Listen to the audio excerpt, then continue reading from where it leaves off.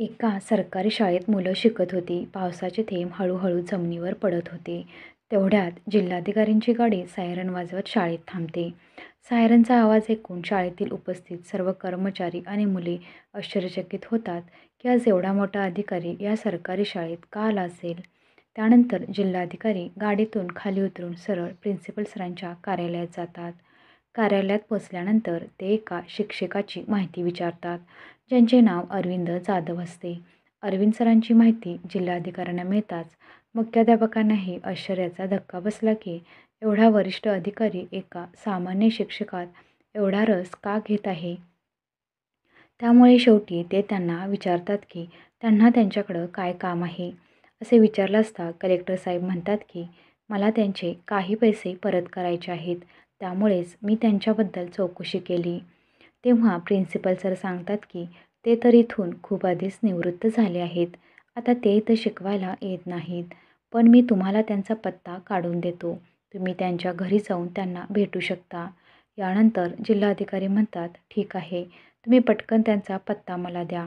तर principal sir हे ऐकून आणखीनच उत्सुक झाले. एवढा वरिष्ठ अधिकारी शिक्षकांना भेटण्यासाठी इतका उत्सुक का आहे हे जाणून घेण्यासाठी ते त्यांना पुन्हा विचारतात की आम्हाला तुमच्याबद्दल काहीतरी सांगा. तुम्ही अरविंद सरांना भेटायला इतके उत्साहित का आहात आणि तुम्ही त्यांच्याकडून किती पैसे घेतले होते. त्यानंतर जिल्हाधिकारी एका खुर्चीवर बसतात आणि त्यांची गोष्ट प्रिन्सिपल सरांना सांगायला सुरुवात करतात. ते सांगतात की सर, काही वर्षापूर्वी मी सुद्धा या शाळेत शिकत होतो. तर एके दिवशी अरविंद सरांनी सर्व विद्यार्थ्यांना एक प्रश्न विचारला की जर तुम्हा सगळ्यांना प्रत्येकी 100 रुपये मिळाले तर तुम्ही त्या 100 रुपयांचे काय कराल. प्रत्येकाने वेगवेगळ्या पद्धतीने उत्तरे दिली. काही विद्यार्थी म्हणाले, सर, आम्ही त्या पैशातून चॉकलेट खाऊ. काहीने ते पैसे झुल्यावर खर्च करू असे सांगितले. तर काहींना व्हिडिओ गेम्स घ्यायचे आहेत.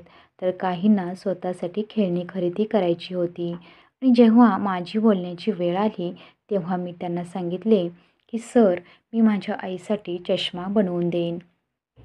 कारण ती जेव्हा दुसऱ्यांच्या कपड्यांची शिलाई करते तेव्हा कमकुवत डोळ्यामुळे तिला थोडे कमी दिसते आणि अनेकदा ते तिच्या हाताला सुई टोचते. आता हे उत्तर ऐकून अरविंद सर आपली खुर्ची सोडून माझ्याजवळ आले आणि म्हणाले, बेटा, असे का? तुझ्या आईच्या डोळ्यांसाठी चष्मा तर तुझे वडीलही बनवून देऊ शकतात. तू त्या पैशातून तुझ्यासाठी काही खेळणी किंवा तुझ्या आवडीचा पदार्थ विकत घेऊ शकतोस. त्यानंतर तो मुलगा सांगतो, जो आत्ता एक जिल्हा कलेक्टर बनला आहे की सर, माझ्या वडिलांचा मृत्यू तर माझ्या बालपणीच झाला होता. वडील गेल्यानंतर माझ्या आईने मला मोठे केले आणि तीच मला शिक्षण देत आहे. इतर लोकांच्या घरी काम करून कपडे शिवून माझा खर्च भागवत आहे. आईचे डोळे आता थोडे कमकुवत झाले आहेत. त्यामुळे आईच्या डोळ्यांना चष्मा लावला तर सुईने थ्रेडिंग करताना तिच्या हाताला सुई टोचणार नाही. आता ह्या सर्व गोष्टी ऐकून अरविंद सर खूप भावूक होतात. खूप प्रेमाने त्या मुलाला मिठी मारतात आणि म्हणतात की बेटा, आज तू उत्तर दिलंस त्यावरून हे स्पष्ट होते की तू तुझ्या आईवर किती प्रेम करतोस आणि माझ्या अंदाजानुसार तू एक दिवस तुझ्या आयुष्यात खूप मोठा व्यक्ती होशील. त्यानंतर अरविंद सर त्या मुलाला 100 ऐवजी 200 रुपये देतात आणि म्हणतात की बेटा, मी माझ्या वचनानुसार हे 100 रुपये तुला देत आहे. हे 100 रुपये मी तुला अतिरिक्त देत आहे. हे देखील तुझ्याकडे ठेव आणि जेव्हा कधी तुझ्याकडे पैसे येतील तेव्हा ते मला परत कर. यानंतर कलेक्टर साहेब सांगतात की त्या दिवसानंतर अरविंद सरांनी मला अनेकदा मदत केली होती. जेव्हा मला शाळेत फ्री ड्रेस मिळायचा आणि वाचायला फ्रीमध्ये पुस्तके मिळवून द्यायचे. कधीकधी मला घालायला शूजही आणून द्यायचे. त्यांचे माझ्यावर खूप ऋण आहेत. माझ्या यशात त्यांचा खूप मोठा वाटा आहे आणि म्हणूनच मी आज त्यांना भेटायला आलो आहे. मी त्यांचे पैसे परत करायला आलो आहे. आता प्रिन्सिपल सर देखील ही गोष्ट ऐकतात तेव्हा भावूक होतात. ही गोष्ट सांगता सांगता कलेक्टर साहेब देखील रडू लागतात. प्रिन्सिपल सरांनी शाळेचे जुने रजिस्टर काढले. त्यातून अरविंद सरांचा पत्ता काढून कलेक्टर साहेबांना दिला. त्यानंतर कलेक्टर साहेब त्यांच्या सरकारी वाहनात बसून दिलेल्या पत्त्यावर जाण्यासाठी निघतात. काही वेळ प्रवास करून ते त्या पत्त्यावर पोचतात. तिथे गेल्यावर त्यांना कळते की ते हे घर विकून दुसऱ्या शहरात शिफ्ट झाले आहेत आजूबाजूच्या लोकांकडून माहिती घेतल्यानंतर त्यांना त्याचा आत्ताचा नवीन पत्ता तिथूनच मिळतो. त्यानंतर कलेक्टर साहेब त्या शहराकडं जाण्यासाठी निघून जातात आणि काही तास प्रवास केल्यानंतर ते त्या शहरात पोहोचतात. दिलेल्या पत्त्यानुसार ते एका घराचा दरवाजा ठोठावतात. आतून एक मुलगा बाहेर येतो आणि विचारतो, "बोला, तुम्हाला कोणाला भेटायचं होतं?" त्यानंतर कलेक्टर साहेब सांगतात की मला अरविंद सरांना भेटायचं आहे. अरविंद सरांचं घर हेच आहे का? आत्ता ही गोष्ट ऐकून अरविंद सरांचा मुलगा हैराण होतो आणि विचार करू लागतो की यांना वडिलांकडे असे काय काम असणार? कारण अरविंद सरांच्या मुलाचा स्वभाव अजिबात चांगला नव्हता. त्याने त्याच्या वडिलांना घरातून हाकलून दिले आणि त्यांना एका वृद्धाश्रमात नेऊन सोडले होते आणि तो स्वतः त्याची बायको आणि मुलासह या घरात राहत होता. पण वडिलांना मात्र वृद्धाश्रमात पाठवले होते. जवळपास 3-4 वर्ष तो त्यांच्या वडिलांना भेटलाही नव्हता. त्याला माहिती नव्हते की आता त्याचे वडील कसे आहेत, जिवंत पण आहेत की नाही. तेव्हा तो विचारतो की तुम्हाला वडिलांना का भेटायचे आहे? त्यांच्याकडे काय काम आहे? तेव्हा कलेक्टर साहेब सांगतात की मला त्यांचे काही पैसे परत करायचे आहेत आणि मला या संदर्भात त्यांना भेटायचं आहे. पैशाचे नाव ऐकून त्याच्या मनात लोभ निर्माण होतो. तो म्हणतो, "जे काही पैसे द्यायचे आहेत ते मला द्या. मी ते पैसे त्यांनाच देईन. मी त्यांचा एकुलता एक मुलगा आहे." पण कलेक्टर साहेब त्याचे ऐकत नाहीत. त्याच्यावर दबाव टाकतात की मला खरं खरं सांग की ते आता सध्या कुठे राहतात. मग अरविंद सरांचा मुलगा सगळं सत्य सांगतो की त्यांनी त्याच्या वडिलांना वृद्धाश्रमात नेऊन ठेवले आहे. आता कलेक्टर साहेब त्यांच्या त्या नालायक मुलाला वृद्धाश्रमाचा पत्ता विचारतात आणि लगेचच वृद्धाश्रम गाठतात. तिथं पोहोचल्यावर ते आश्रमाच्या व्यवस्थापकाशी बोलतात आणि अरविंद सरांची चौकशी करतात. त्यांना अरविंद सरांचा रूम नंबर कळतो. कलेक्टर साहेब आपल्या सुरक्षा रक्षकाला तेथेच थांबवतात आणि एकटेच त्या खोलीत जातात. तेव्हा त्यांना अरविंद सर खोलीत बेडवर पडलेले दिसतात. ते खूप आजारी आणि अशक्तही दिसतात. कलेक्टर साहेब त्यांच्या जवळ जाऊन त्यांच्या पायाला स्पर्श करतात. तेव्हा अरविंद सर विचारतात, "बाळा, तू कोण आहेस? मी तुला ओळखले नाही. मला भेटायला इथे का आला आहेस?" असे म्हणत ते पलंगावरून उठून बसतात. कलेक्टर साहेब म्हणतात, "सर, माझे नाव रोहित आहे आणि एक वेळ होती जेव्हा मी तुमच्या जवळ सरकारी शाळेत शिकायचो." तेव्हा अरविंद सर आपल्या मेंदूवर जोर देत आठवू लागतात. आता वयानुसार त्यांची स्मरणशक्तीही क्षीण झाली होती. पण तरीही त्यांनी त्याला ओळखले की हा तोच मुलगा आहे ज्याला मी ₹200 दिले होते. त्याच्या आईच्या डोळ्यांचा चष्मा बनवण्यासाठी. तेव्हा ते लगेच म्हणतात की "अरे बेटा, तू तोच रोहित आहेस ना, ज्याला मी ₹200 दिले होते चष्मा बनवण्यासाठी?" रोहित म्हणतो, "हो सर, मी तोच मुलगा आहे ज्याला तुम्ही ₹200 दिले होते आणि त्याला सांगितले होते की ₹100चा चष्मा बनव आणि ₹100 स्वतःकडे ठेव. जेव्हा तुझ्याकडे पैसे येतील तेव्हा तू मला परत कर. तुम्ही मला बऱ्याचदा अशीच मदत केली होती आणि आज मी तुम्हाला पैसे परत करायला आलो आहे." आता जेव्हा ही गोष्ट अरविंद सर ऐकतात तेव्हा त्याचे डोळे ओले होतात आणि डोळ्यातून अश्रू वाहू लागतात. अरविंद सरांना रडताना पाहून रोहितला थोडं आश्चर्य वाटलं. म्हणून ते त्यांना विचारतात की "सर, तुम्ही असं का रडताय?" त्यानंतर अरविंद सर आपली संपूर्ण कहाणी कलेक्टर रोहितला सांगतात. ते सांगतात की "बेटा, त्यावेळेस मी तुला फक्त ₹200 दिले होते, जे तुला खूप दिवसानंतर आठवते आणि एक माझा स्वतःचा मुलगा आहे, ज्याचे मी पालनपोषण करून मोठे केले. मी माझे वडील होण्याचे कर्तव्य अतिशय चांगल्या प्रकारे पार पाडले, पण तरीही त्याला माझी कदर नाही. तो माझ्या भावनांशी खेळत आहे. मला इथे वृद्धाश्रमात सोडून गेला आणि तू सुद्धा एका आईचा मुलगा आहेस, ज्याला मी पैसे दिले होते. तर आज तू ते पैसे परत करण्यासाठी इथंपर्यंत आला आहेस." आता रोहित त्यांचे अश्रू पुसत त्यांना दिलासा देतो.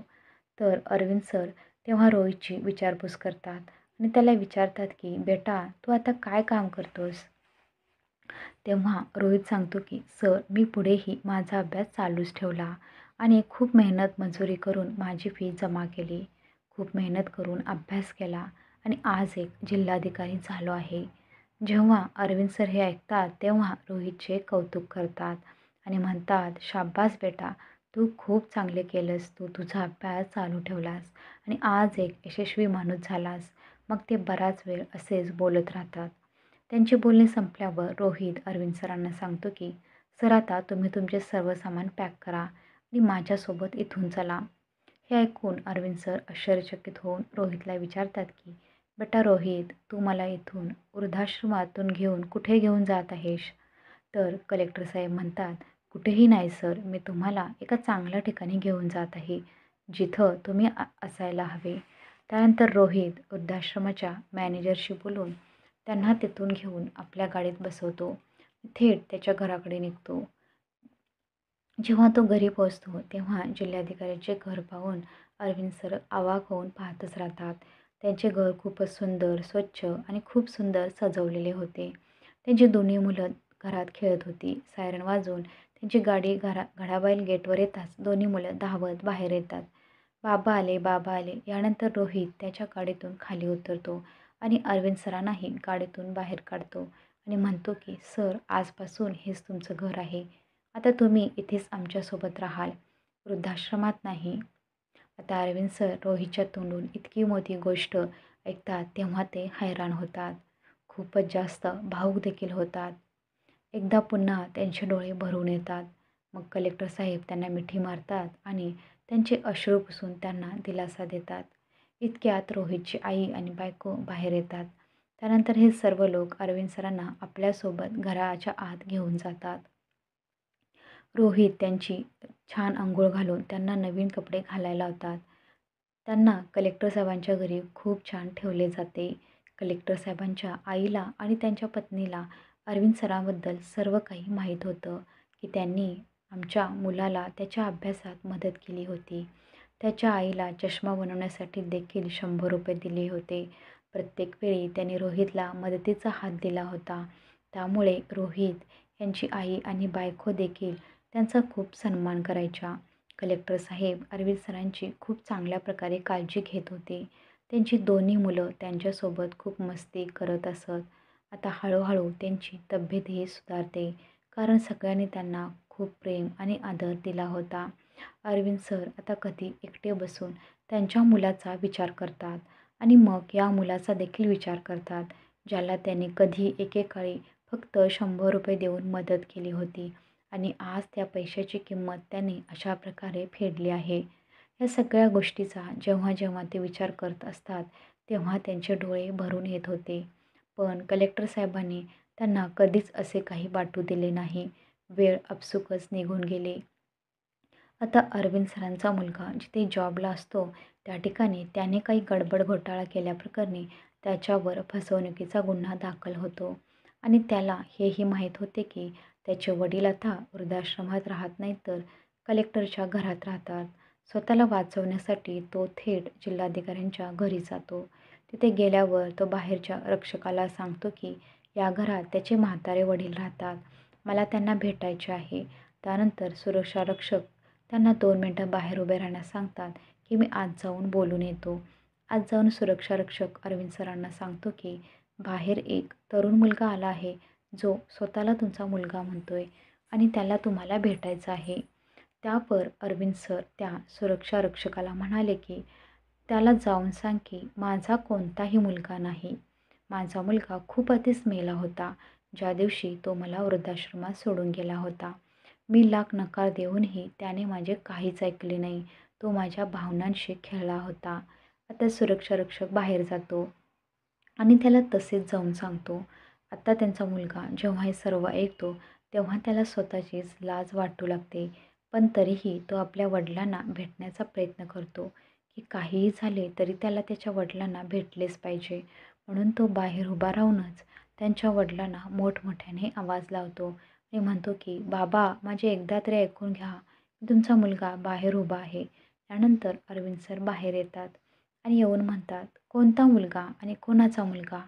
माझा मुलगा त्याच दिवशी माझ्यासाठी मेला होता, ज्या दिवशी त्याने मला वृद्धाश्रमात एकटे सोडले होते. मी तुला अनेक वेळा विनवण्या केल्या होत्या की बेटा माझ्यासोबत असं वागू नकोस, पण तू माझं ऐकलं नाहीस. मग आज इथे का आलास? तेव्हा त्यांचा मुलगा म्हणतो की बाबा, मी एका केसमध्ये अडकलो आहे. पोलीस माझ्या मागे लागले आहेत मला तुरुंगात टाकतील. फक्त तुम्हीच मला यातून बाहेर काढू शकता. माझा जीव वाचवू शकता. तुम्ही जिल्हाधिकाऱ्यांशी बोलून मला या प्रकरणातून बाहेर काढा. पण अरविंद सर म्हणतात की ही तुझ्या वाईट कृत्याची शिक्षा आज देवाने तुला दिली आहे. यात आमचा काहीच दोष नाही. जे तू पेरले आहेस आज तुला त्याची शिक्षा भोगावी लागेल. असे बोलून अरविंद सरांनी गार्डला त्याला येथून धक्के देऊन बाहेर काढायला सांगितले. अशा गुन्हेगाराला दारातही उभे करायचे नाही. यानंतर तो तिथून निघून जातो आणि संध्याकाळी कलेक्टर साहेब घरी परततात तेव्हा त्यांना सर्व गोष्टींची माहिती मिळते की आज अरविंद सरांचा मुलगा त्यांना भेटायला आला होता आणि त्यांनी त्याला इथूनच हाकलून दिलं होतं. त्यांचा मुलगा चांगला माणूस नाही हे कलेक्टर सरांना आधीच माहीत होतं. त्यामुळेच ते ह्या प्रकरणात रस घेत नाहीत आणि प्रकरणं असेच पुढे जाऊ देतात. हे सर्व केल्यानंतर अरविंद सर आपल्या शिष्यासह आपले जीवन आनंदाने घालवतात. आजच्या कथेत एका शिक्षकाने आपल्या विद्यार्थ्याला त्याच्या बिकट परिस्थितीत मदत केली आणि मुलाने त्याची परतफेड खूप चांगल्या प्रकारे केली हे आपण पाहिलं आहे. ही कथा कशी वाटली? कथा आवडली असेल तर लाईक करा आणि असा काही अनुभव तुम्ही पाहिला आहात का? कमेंट्समध्ये नक्की शेअर करा आणि हो चॅनलला सबस्क्राईब करायला विसरू नका. धन्यवाद.